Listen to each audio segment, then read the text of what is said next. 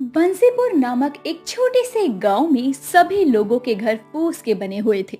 पूरे गांव में एक जमींदार शमशेर सिंह ही था जिसका घर पक्का था और किसी भी मौसम में उसे कोई दिक्कत नहीं हुआ करती।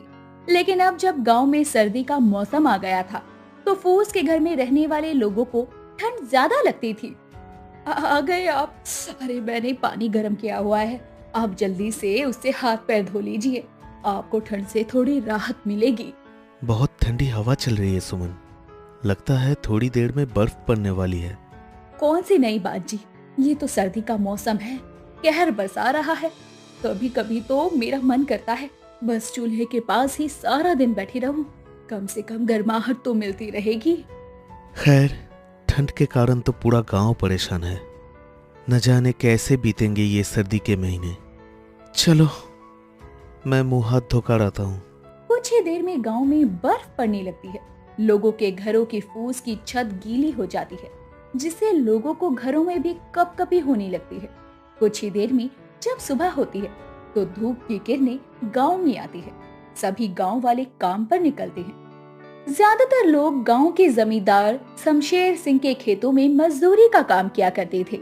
रात को देर से सोने के कारण मनोहर खेतों में देरी से पहुंचता है। ये कौन सा समय है काम पर आने का मनोहर? समय का कुछ ख्याल है कि नहीं? माफ करना जमींदार जी, रात में बर्फ पड़ने के कारण ठंड बढ़ गई थी तो ठंड से नींद नहीं आई, इसलिए सुबह समय से उठ नहीं पाया। बोल तो ऐसे रहा है जैसे ठंड बस तुझे अकेले के लिए ही हो। अरे और लोग भी तो है जो समय पे काम पे आ रहे हैं ना। जमींदार जी, आगे से ऐसा नहीं होगा, एक बार माफ कर दीजिए, बस आगे से समय पर आऊंगा, मैं वादा करता हूँ। माफ करने का रिवाज नहीं है मेरे यहाँ। आज तुझे काम ज्यादा और अनाज कम मिलेगा। अब खड़ा क्यों है, लग जा काम पर। और तुम सब क्या देख रहे हो, काम करो अपना। सभी काम कर रहे लोग मनोहर के लिए बुरा महसूस करते हैं, लेकिन वो कुछ कर नहीं सकते थे क्योंकि वो भी शमशेर सिंह के लिए काम करते थे और शमशेर सिंह हमेशा अपने मजदूरों के साथ ऐसा ही व्यवहार किया करता। वो सभी को काम के बदले पैसे नहीं बल्कि रोज के हिसाब से अनाज में कभी बाजरा, कभी गेहूं तो कभी मक्का दिया करता। उसी हिसाब से लोगों के घरों में खाना बनता था। धीरे धीरे ठंड बढ़ती जा रही थी। रोज बर्फ पड़ने के कारण लोगों को कड़कती ठंड से जूझना पड़ रहा था। एक रात ठंड से बचने के लिए गांव की एक बूढ़ी औरत घर में आकर आग जलाकर हाथ पांव सेकने लगती है, लेकिन फूस का घर होने के कारण अचानक से घर में आग लग जाती है और घर धुआं धुआं करके जलने लगता है। हे भगवान, कांता मौसी के घर में आग लग गई, अरे कोई बचाओ, आग बुझाओ। सब मेरी ही गलती है, ना मैं ठंड से बचने के लिए आग जलाती और ना ही मेरे घर में आग लगती। ये तो बहुत बुरा हुआ मौसी, अब तुम इस कड़कती ठंड में कहाँ रहोगी? मेरा तो घर ही बर्बाद हो गया। काश मैं भी इस घर के साथ जल कर मर जाती तो अच्छा रहता। भगवान, क्या हो गया ये सब? ये कैसी बातें कर रही हो मौसी? गनीमत है कि आपको कुछ नहीं हुआ। आप चलिए, हमारे घर चलिए, जो होना था वो हो गया, अब अफसोस करने का फायदा नहीं है। गांव वाले उस सर्द भरी रात में बुढ़िया के घर को जलता हुआ देखने के सिवाय कुछ नहीं कर पाए। गांव का ये दर्दनाक नजारा जमींदार की पत्नी विनीता अपने कमरे की खिड़की से देखकर दुखी हो रही थी। अरे भाग्यवान, क्या खिड़की के सामने खड़ी है, बंद कर दे, ठंडी हवा आ रही है। खिड़की तो आपने पक्के मकान की बंद कर दी, ठंड से बच जाएंगे, लेकिन इन गांव वालों का क्या जो फूस के घर में सर्दी के कारण तड़प रहे हैं? अरे तो उसमें मेरा क्या कसूर? अब बेचारी गरीब है तो फूस के घर में ही रहेगी ना। आप इस गांव के जमींदार हैं जी, गांव के लोग आपके खेतों में काम करते हैं, आपको पता भी है आज गांव के घर में आग लग गई। हाँ हाँ पता है, और ये भी पता है कि आग बुढ़िया की गलती के वजह से ही लगी है। अरे जब पता है कि फूस का घर है तो आग जलाने की क्या जरूरत थी? अरे ठंड से बचने के लिए इंसान कोई ना कोई उपाय तो करता ही है ना जी। देखिए, हम इस गांव में रहते हैं तो गांव के लोगों के लिए हमारा भी कोई फर्ज बनता है। हमें इनकी मदद करनी चाहिए। मैं तो कहती हूँ आप इनके पक्के घर बनाने में इनकी मदद कीजिए। अरे मैं इन गरीब वालों का कोई ठेका नहीं ले रखा है भाग्यवान, भला मैं क्यों इनकी मदद करूं? और वैसे भी ये लोग मेरे खेत में मुफ्त का काम नहीं करते हैं, काम के बदले ही इनको अनाज मिलता है, जो कि बहुत होता है, समझी? तो ये फालतू की बातें मत करो और जाओ, जाकर सो जाओ। विनीता अपने पति को समझाने की बहुत कोशिश करती है, लेकिन कोई फायदा नहीं होता। अब बीतते समय के साथ ठंड के चलते गांव में कभी किसी की मौत हो जाती तो कभी किसी के घर में आग लग जाती, लेकिन गांव के जमींदार को इससे कोई फर्क नहीं पड़ता। एक रोज मनोहर का भाई शहर से गांव लौटता है। अरे देवर जी, आप अचानक गांव आ गए? क्यों भाभी, मेरे आने की खुशी नहीं हुई क्या? अरे कैसी बातें करते हो देवर जी, इतने समय बाद आपको देखकर खुश हो रही हूँ। अभी तुम्हारे भैया को बुलाती हूँ। अजी सुनते हो, देखिए तो कौन आया है। मेरे भाई, तुझे देखकर बहुत अच्छा लग रहा है। कितने दिनों के लिए आया है? भैया चिंता मत कीजिए, इस बार तो पूरी सर्दियां यहाँ बिता कर जाऊंगा मैं। हाँ हाँ, क्यों नहीं। अरे सुमन, खड़ी क्या हो? इतनी दूर से आया है तुम्हारा देवर, कुछ बढ़िया खाना बनाओ। हाँ हाँ, क्यों नहीं जी, अभी बनाती हूँ। मनोहर सौरभ को गांव में घुमाता है तो सौरभ देखता है कि गांव में जमींदार को छोड़कर सभी के घर फूस के थे। साथ ही साथ सभी जमींदार के खेतों में काम करते हैं और रात के समय गांव वालों को कड़क ठंड का सामना करना पड़ता है। ऐसे में एक रोज वो सभी गांव वालों को इकट्ठा करता है। आप लोग मकान को पक्का करने के बारे में क्यों नहीं सोचते? कब तक आप ऐसे ही फूस के मकान में सर्दी से जंग लड़ते रहेंगे? भाई, ये तो क्या कह रहा है? हम गरीब भला पक्का मकान बनाने के लिए पैसे कहां से लाएंगे? काम करके भैया, काम करके। आप सभी लोग जमींदार के खेतों में काम करने तो जाते हैं, लेकिन काम के बदले में आपको पैसे नहीं बल्कि अनाज देता है, जिससे उसको फायदा होता है, आपको नहीं। तो आप कुछ ऐसा काम कीजिए जिसके बदले में आपको पैसे मिलें और उन पैसों को जोड़कर इकट्ठा करके आप सभी अपना खुद का मकान पक्का बना सकें। सौरभ के कहने पर सभी गांव वाले उसकी बात से सहमत होते हैं और अगले ही दिन से जमींदार के खेत में जाना छोड़कर काम ढूंढते हैं ताकि उसके बदले में पैसे कमा सके। अपने खेतों में कम मजदूर देखकर जमींदार को बड़ी हैरानी होती है। लगता है इन गरीब वालों का दिमाग खराब हो गया है विनीता। दिमाग खराब नहीं बल्कि ठिकाने पर आ गया है जी। अब आप उनकी मदद नहीं करेंगे तो उन्हें खुद की मदद तो करनी पड़ेगी ना। अरे ये गरीब वाले खुद से कुछ नहीं कर सकते विनीता, ये सब उस शहरी लड़के ने उकसाया है। पर ये सब कुछ दिनों का तमाशा है, देखना कुछ ही दिनों में सब काम पर खुद से ही लौट आएंगे। इतना सब होने के बाद भी शमशेर की अकड़ नहीं जाती, तो वहीं दूसरी तरफ गांव के लोग दिन रात मेहनत से काम करते हैं। काम के चलते कभी कभी रातों को घर नहीं आते, ठंड में भी मेहनत करते ताकि पैसे इकट्ठा करके अपने मकान को पक्का कर सके। दिन बीतते हैं, जल्दी ही गांव के कई लोग अपने अपने घर को पक्का करने लगते हैं। मनोहर भी खुद का पक्का घर बना लेता है। गांव वालों की तरक्की देखकर शमशेर को बड़ी हैरानी होती है। इधर मनोहर अपना पक्का घर देखकर बहुत खुश होता है। मैंने तो कभी सोचा भी नहीं था कि फूस के घर से कभी मेरा पक्का घर भी हो पाएगा। सब देवर जी के कारण हुआ है। ये अगर सबको पहले ही हिम्मत ना देती तो कभी हम यहाँ तक नहीं पहुँचते जी। मैंने कुछ नहीं किया, ये सब आप सबकी मेहनत का नतीजा है। धीरे धीरे गांव के सभी के फूस के घर पक्के मकान में तब्दील हो जाते हैं, जिसके बाद गांव में बर्फ पड़ने के बाद भी लोगों को अब चिंता नहीं होती। साथ ही ठंड से भी बहुत राहत मिलती और सभी लोग मेहनत मजदूरी कर अपनी जिंदगी खुशहाल तरीके से जीते हैं। काशीपुर गांव में मणिलाल नाम का एक जमींदार था। पूरे गांव में उसका बहुत दबदबा था। वो सबकी मदद करता, पूरा गांव उसके गुणगान करते नहीं थकता था। वहीं उसकी बेटी रूपाली उसके एकदम विपरीत थी। दरअसल रूपाली को अपनी खूबसूरती पर बहुत घमंड था, क्योंकि गांव में जहाँ सब लोग काले थे, वहीं रूपाली चांद से गोरी। आईने बता कौन है मुझसे सुंदर? नहीं मेरी बच्ची, अब तुझे खुद की नजर लग जाएगी। चल बेटी, मंदिर चलते हैं। आज एकादशी है ना, तेरी माँ हर एकादशी व्रत रखती थी, तू कम से कम मंदिर तो चल ही सकती है ना। मैं और मंदिर?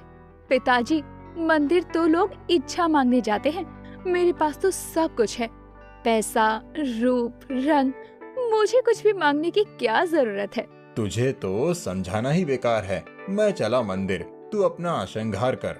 मणिलाल की पत्नी का निधन रूपाली के जन्म के समय हो गया था और उसने अपनी बेटी को नाजों से पाला था। इसीलिए उस बिन माँ की बच्ची को बहुत प्यार देते हुए मणिलाल उसकी गलतियों को नजरअंदाज कर दिया करता था। दिन बीतते हैं और एक दिन गांव का कुम्हार किशन अपने सर पर 2 पानी से भरे मटके लिए जा रहा था और रूपाली अनजाने में उससे टकरा जाती है। अंधे हो क्या? देखकर नहीं चल सकते? सारे कपड़े भिगो दिए, पता भी है कितने महंगे थे। जानते भी हो मैं कितनी जरूरी काम से बाहर जा रही थी। अरे बिटिया, इसमें मेरी क्या गलती है? मेरे सर पर तो बोझ था, तुम तो देखकर चल सकती थी ना। तुम्हारे सर पर ना तो मटके का बोझ था, ना जिम्मेदारी का। इतनी दूर से पानी भरकर लाया था, सब गिरा दिया। मटका टूटा वो अलग, नुकसान हो गया, ऊपर से माफी की जगह सुना रही हो। कैसा नुकसान हुआ आपका, ये बताओ। पानी गांव में मुफ्त का है और आप खुद कुम्हार हो तो मटके तो खुद बनाते होगे। और रही बात मेहनत की, तो वो तो आप जैसे गरीबों के नसीब में पहले से ही लिखी है, समझे? रूपाली कुम्हार से बहस कर रही थी, तभी वहाँ मोहित यानी कि कुम्हार का बेटा आकर कहता है, अरे रूपाली जी, आप बुरा मत मानिए, पिताजी को थोड़ा कम दिखता है, इनसे गलती हो गई। आपको परेशानी हुई, उसके लिए मैं आपसे माफी मांगता हूँ। बड़ा आया माफी मांगने वाला। रूपाली मुंह बनाकर वहाँ से चली जाती है। दरअसल मोहित सालों से रूपाली को पसंद करता था, लेकिन वो जानता था कि रूपाली उसका वो हसीन ख्वाब है जो कभी पूरा नहीं हो सकता, क्योंकि राजा और रंग कभी एक साथ नहीं आते। एक दिन मणिलाल सुबह के समय रूपाली को अपनी जिद पर मंदिर लेकर जाता है, क्योंकि उस दिन शिवरात्रि थी, जहाँ पूरा गांव मंदिर में एक साथ आरती करने आया था। शंख बज रहे थे, आरती चल रही थी और पूरा मंदिर फूलों से सजा हुआ था। वहीं रूपाली खड़े हुए उबासी ले रही थी। बेटी, थोड़ी देर की बात है, ऐसी हरकत मत कर कि तेरे बाप को शर्मिंदगी हो। ठीक है पिताजी, मैं मंदिर के बाहर हूँ, आप जल्दी आरती करके आ जाइए। रूपाली मंदिर से बाहर निकलने को होती है, तभी एक साधु उससे भिक्षा मांगता है। मेरी बच्ची, भगवान के नाम पर कुछ दे दे, 2 दिन से कुछ नहीं खाया, भिक्षा लेकर और प्रभु का ध्यान करके अपना गुजारा करता हूँ, कुछ दे दे। मेरे पास कुछ नहीं है, दूर हटो, ना जाने कहां कहां से चले आते हैं। रूपाली ये कहकर आगे बढ़ने लगती है, तभी वो साधु उसके पैर पकड़कर कुछ खाने को मांगता है और रूपाली उसे अपने कदमों को स्पर्श करते देखकर उसे धक्का देकर कहती है, ना जाने कितने दिनों से तुम नहाए तक नहीं हो, तुम्हारी हिम्मत कैसे हुई मुझे छूने की? तुम गरीबों की यही आदत है, अमीर और खूबसूरत लोग देखे नहीं कि भीख मांगने आ जाते हो। रूपाली उस पर चिल्ला रही थी। तब तक मंदिर की आरती खत्म हो जाती है और सभी गांव वाले मंदिर के पास जमा हो जाते हैं जहां पर रूपाली थी। तभी वो साधु क्रोध में आकर कहता है, मूर्ख कन्या, हम साधु हैं, भिक्षा लेना हमारा धर्म है। आज तूने हमारे धर्म का अनादर किया है। मैंने तुझसे तेरे हाथ के फल मांगे थे जो प्रकृति हमें देती है, और तूने अपने घमंड में चूर होकर मेरा अनादर किया। जा, मैं तुझे श्राप देता हूँ, आज सूरज ढलते ही तू एक वृक्ष में बदल जाएगी। नहीं नहीं साधु जी, ऐसा मत करिए, मेरी एक ही बेटी है, अगर इसे कुछ हो गया तो मैं किसके सहारे जीऊंगा? मैंने तो हमेशा इस गांव में सबका भला किया, मेरी बच्ची को माफ कर दीजिए। हर किसी बच्ची के कर्म उसके साथ आते हैं और जाते हैं, तुम्हारे कर्म तुम तक सीमित हैं, लेकिन तुम्हारी पुत्री को भी अपने कर्मों का फल भोगना ही होगा, अवश्य भोगना होगा। साधु ये बोलकर वहाँ से चला जाता है और जहाँ मणिलाल और गांव वाले साधु का श्राप सुनकर डर में थी, वहीं रूपाली को उसकी बातों पर यकीन नहीं था। वो रोज की तरह घर आकर अपने बाल संवार रही होती है, तभी कंघी उसकी बालों में अटक जाती है। रूपाली की चीख सुनकर मणिलाल और नौकर उसके कमरे में आते हैं और उसके बालों को शाखाओं में बदला देखकर मणिलाल रोने लगता है। मेरी बच्ची, तूने अपने अहंकार में क्या कर लिया? मैं तुझे बोलता था कि घमंड इंसान को कहीं का नहीं छोड़ता। देख अब तेरे साथ क्या हुआ। मैं क्या करूं मेरी बच्ची। मणिलाल रो ही रहा होता है। वहीं सूरज अस्त होते ही रूपाली पूरी तरह आंगन में लगे वृक्ष में बदल जाती है। वहीं मोहित भी रूपाली की चिंता करने लगता है और वो मटके बेचने के बहाने मणिलाल के घर आता है। साहब, मालकिन ने ये मटके मंगाए थे, वही देने आया था। साफ क्यों नहीं बोलते कि आज जो मंदिर में हुआ उसके बाद तुम मेरी बेटी का तमाशा देखने आए हो? मालिक, ये आप कैसी बात कर रहे हैं? ऐसा कुछ नहीं है। मालकिन कहाँ हैं? उन्होंने मटके मंगाए थे, चाहे तो पूछ लीजिए उनसे। ये रही मेरी बेटी, खुद पूछ लो। मणिलाल ये कहकर पेड़ की तरफ इशारा करता है। मैं अभी साधु के पास जाकर मालकिन को ठीक करने की प्रार्थना करता हूँ। मोहित अपने मटके वहीं छोड़कर सीधा उस साधु के पास जाता है। बाबा, ये आपने क्या कर दिया? मालकिन को पेड़ बना दिया। उनको ठीक कर दीजिए, मैं आपसे विनती करता हूँ। उस जैसी घमंडी लड़की की यही सजा है। अब कम से कम वो परोपकार का पाठ तो सीखेगी। वैसे भी वो कठोर दिल की थी और अब सच में पेड़ की तरह कठोर हो गई। नहीं बाबा, ऐसा मत कीजिए। मैं उससे बहुत प्यार करता हूँ। वो जैसी भी है, लेकिन मैं उसे पसंद करता हूँ। अरे मूर्ख, वो तेरी जिंदगी नरक कर देगी। वो रूप की सुंदर है और मन की काली, किस्मत की धनी, लेकिन सीरत से फकीर है। उसका मोह त्याग दे। बाबा, प्रेम तो निष्पक्ष होता है ना, और मेरा प्रेम हम दोनों के लिए काफी है। भले ही वो मुझे ना मिले, लेकिन मैं उनको इस पीड़ा में नहीं देख सकता। मोहित रोने लगता है और उसके आंसू जैसे ही साधु के पैर पर गिरते हैं, उसका दिल पसीज जाता है। किसी ने सत्य ही कहा है, प्रेम वो असीम सागर है जिसका मंथन नहीं हो सकता। जैसे मेरे हृदय में प्रभु का प्रेम सत्य है, ऐसे ही तुम्हारे दिल में उस लड़की के लिए वो श्राप मुक्त हो सकती है। लेकिन उसके लिए तुमको 3 पहेली के हल सुलझाने होंगे, जिसका मार्गदर्शन मैं नहीं करूंगा। बस इतना कहूंगा कि पूर्व दिशा की तरफ निकल पड़ो। मोहित को ये सुनकर उम्मीद की एक आस मिलती है और वो पूर्व दिशा की तरफ बढ़ता है। रात का अंधेरा चारों तरफ पसरा हुआ था। मोहित सुनसान जंगल की तरफ बढ़ता चला जा रहा था। ये मैं कहाँ आ गया? कई घंटों से चल रहा हूँ, कोई रास्ता नहीं सूझ रहा। तभी उसे एक शेर के दर्द से करहाने की आवाज आती है। ये क्या? ये तो कोई शेर दर्द में है, लेकिन वो मांसाहारी भी हो सकता है। वो मुझ पर हमला भी कर सकता है। वहाँ जाऊं या नहीं? मोहित शेर की मदद करने के लिए आगे बढ़ता है और शेर के पंजे में जो कांटा फंसा था, वो बड़ी हिम्मत कर बिना अपनी जान की परवाह किए उसके पैर से निकालता है और शेर अचानक ही बोलने लगता है। बड़ी नाजुक है ये चीज, कुछ बोलते ही टूट जाएगी। ये बोलते ही शेर का शरीर गायब हो जाता है और मोहित हैरान हो जाता है। ये शेर कहाँ गया? और ऐसी कौन सी चीज है जो बोलते ही टूट जाएगी? क्या हो सकती है वो चीज? ये जंगल कितना शांत है और कितनी खामोशी है यहाँ। अरे कितनी खामोशी थी, अचानक ये शोर। अरे हाँ, खामोशी खामोशी, वो नाजुक चीज जो बोलते ही टूट जाती है।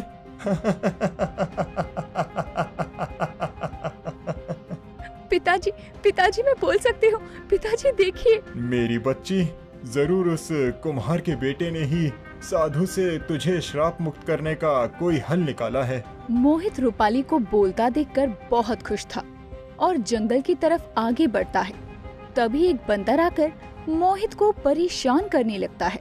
अरे जाना भाई, मैं वैसे ही बहुत परेशान हूँ।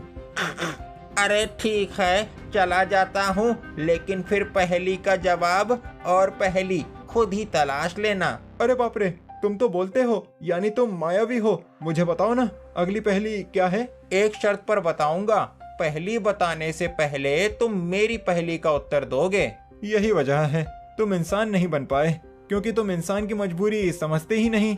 अच्छा बताओ, क्या पहेली है? वो क्या है जो हमारे साथ रहता है पर पकड़ में नहीं आता, और जहाँ जाओ वो पीछा करता है, लेकिन वो थोड़ा डरपोक है, अंधेरे में छुप जाता है। मेरे लिए तो तुम ही हो वो। देखो ना, कब से मेरा पीछा कर रहे हो, जहाँ जा रहा हूँ साथ आ रहे हो, बिल्कुल मेरी परछाई की तरह। सही जवाब, परछाई। बंदर के अंदर से एक रोशनी निकलती है और वो गायब हो जाता है, और बंदर की आवाज की एक गूंज मोहित को सुनाई देती है। एक थाली है उल्टी पड़ी, फिर भी है मोतियों से भरी, लेकिन किसी के हाथ न लगी। मोतियों से भरी थाल, शाही खजाना? अरे नहीं नहीं, वो तो किसी के हाथ लग ही जाता है। फिर क्या हो सकता है?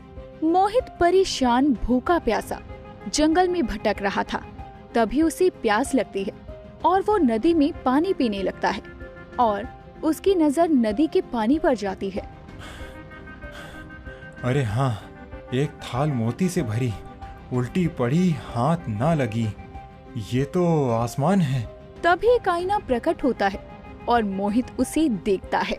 बस कुछ ही देर की बात है, फिर आप ठीक हो जाओगी। मोहित अब आगे बढ़ रहा था। तभी सूरज उगता है और अचानक ही गर्मी बढ़ने लगती है। मोहित की त्वचा तपने लगती है। तभी उसे एक अधमरी हालत में तितली मिलती है। पापों से मुक्त करता है, जख्मों को भरता है, फितरत को बदलता है, मानव चरित्र निखरता है। जल्दी बताओ मानव, इसका क्या हल है? मेरे प्राण जा रहे हैं। आंसू, मौत, जीवन, जख्मों को भरता है। घाव है क्या? नहीं, तितली ये बोलकर मर जाती है और मोहित रोने लगता है।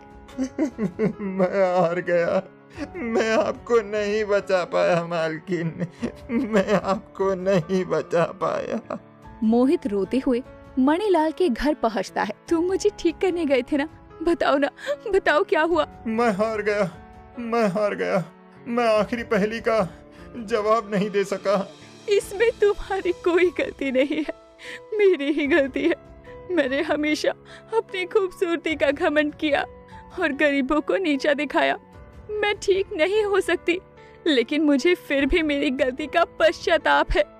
रूपाली रोती है और उसके आंसू उसके जड़ वाले पैर पर गिरते हैं। तभी वहाँ रोशनी उत्पन्न होती है और वो ठीक हो जाती है। तभी वो तितली उड़ती हुई वहाँ प्रकट होती है और कहती है, पश्चाताप, पश्चाताप, पहेली का हल है पश्चाताप। अरे हाँ, पापों से मुक्त करता है, जख्मों को भरता है, फितरत को बदलता है, मानव चरित्र को निखारता है, यानी पश्चाताप। तभी वो साधु वहाँ आता है जिसने रूपाली को श्राप दिया था।